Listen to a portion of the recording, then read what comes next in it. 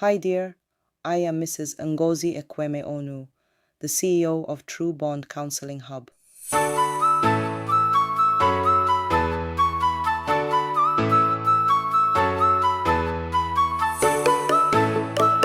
Welcome to our channel where we help married and dating couples build stronger relationships. Join us to make your relationship the best one ever. If you feel like you and your partner are speaking different languages, this video is for you. Hi everyone, greetings and welcome to today's episode of this beautiful series that has been ongoing, Hidden Hurts, 14 types of abuse in marriage that so many people ignore. And today, being day 11, we are going to talk about silent treatment.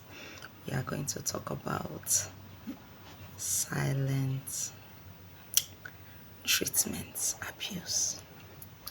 Yes, silence can be peaceful, but silence can also be a weapon. Silent treatment abuse happens when a spouse deliberately withdraws communication, affection, attention, or engagement, not to calm down and process emotions, but to punish, control, manipulate, or gain power. Instead of addressing the issue, they just keep quiet.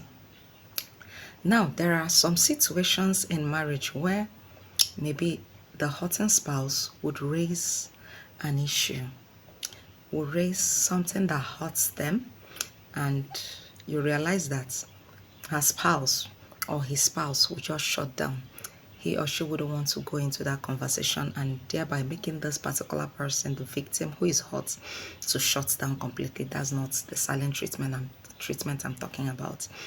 In social media now, we've heard about the case of this our Who Wants to Be a Millionaire anchor, Frank Edoho, and the issue between himself and his wife, his second wife, and how the lady said he's always keeping malice, he's always giving her silent treatment, and she was able to talk about his attitudes, in the home, in as much as she actually misbehaved.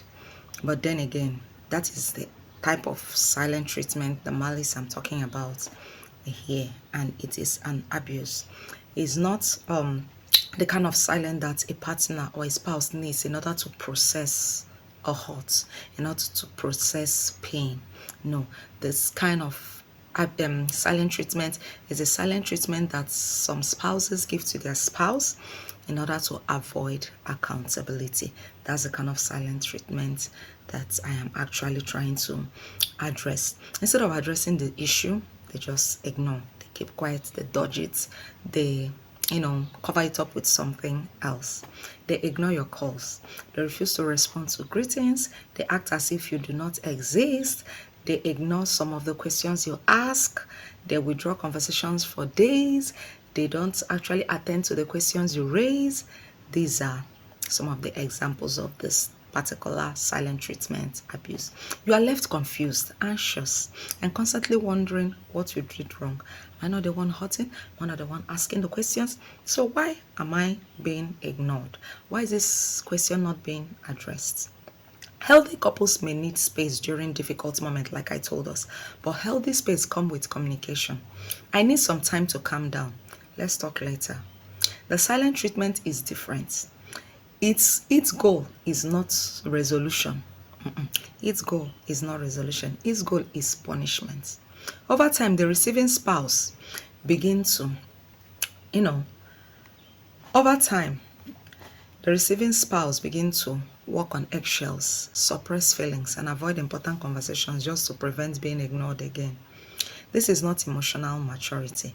This is not healthy conflict resolution, and it is not love. Definitely is not love. Love communicates. Love listens. Love seeks understanding and reconciliation. Marriage should be a place where problems are discussed, not buried beneath walls of silence. Now, most people in marriages Some spouses, most spouses, they actually experience this silent treatment.